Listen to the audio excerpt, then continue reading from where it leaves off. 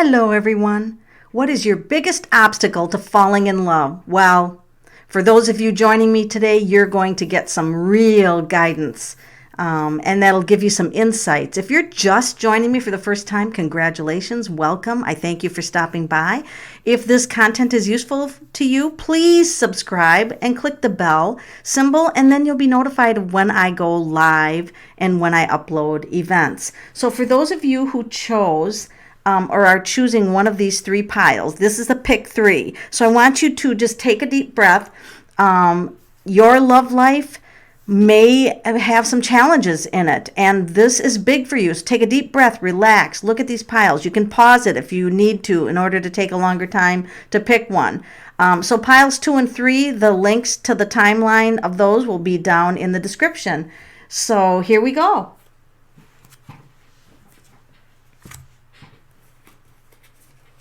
For those of you who chose pile number 1, the biggest obstacle that you have is that you have like this dreaming like attitude of that the knight in shining armors. In other words, you put a lot of pressure on the person who has to love you because he's got to not only solve all your problems, he's got to make you happy. I mean, look at all the pressure on this person. He's got to be everything to you. I mean, literally, your happiness is dependent on him. And then what always happens is you have this abandonment issue going on. Like things will be really dreamy in the beginning and then all the suffering thing, this is an abandonment issue. You guys have been abandoned in your past.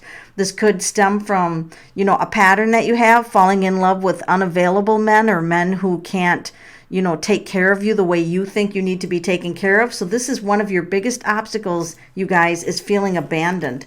And then you also live in fear of the ending of the relationship. So this is really fear-based. You guys almost start the relationship out, this is going to be woo, you're it, you're going to solve all my problems, and then it ends. It tragically ends. But I also pull a fourth card for guidance on what you need to know, and that's the High Priestess. And that's being aware of the hidden side of you. In other words, looking for what's hidden in the relationship that you're not seeing, okay? So you're not going to fall in love with the first person you meet rapidly and overlook anything that you don't approve of in their life. You're going to pause. See, her legs are crossed. You're going to pause. You're going to observe if this makes sense for you to be in this relationship. And you're not going to have a fear of it ending because the relationships are what they are. So this is being more patient with yourself and also paying attention to your emotions. There's 2 sets of moons in this card. Moons are emotions. So be patient. Lose the fear about the person leaving you because that's abandonment. Know that all relationships suffer, and don't have this person responsible for creating your happiness. So if you've got chaos in your life, create your happiness first, okay? And become strong.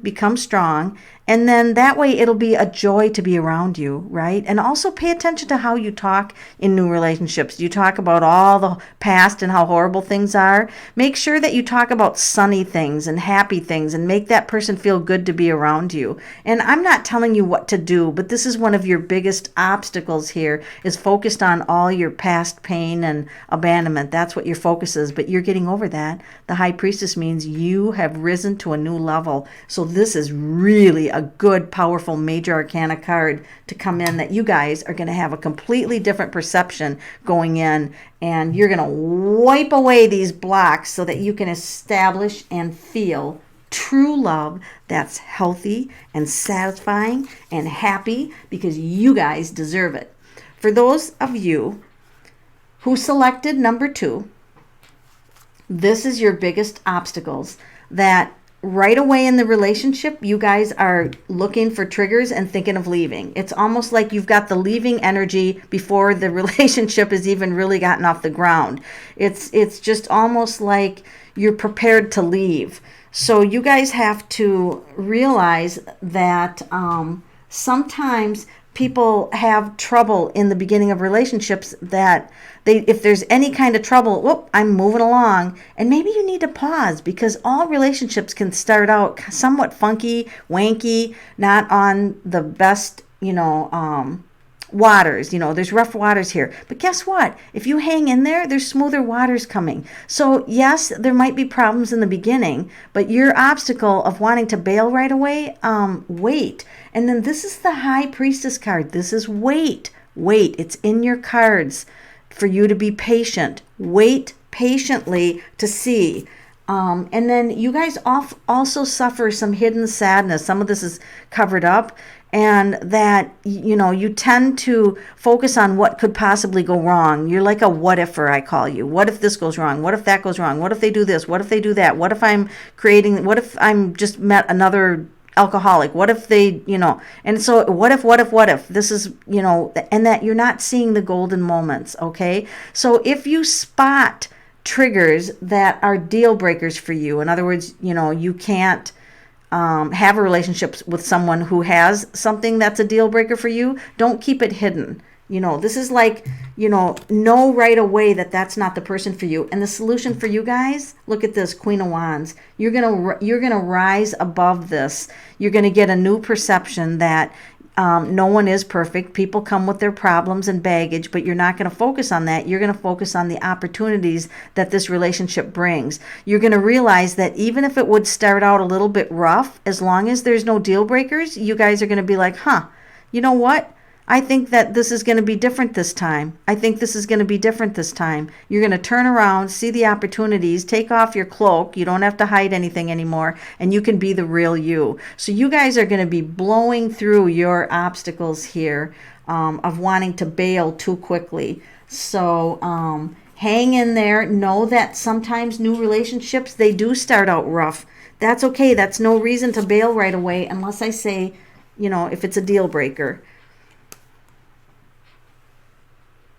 For you guys selecting option number 3, the biggest obstacle for you is decisions, making decisions. How do I meet this person? And what if I meet them? Am I on the right path for them? It's self-doubt. You guys really have self-esteem issues. And there's a lot of confusion around relationships. Where do I meet them? What if they want me to move?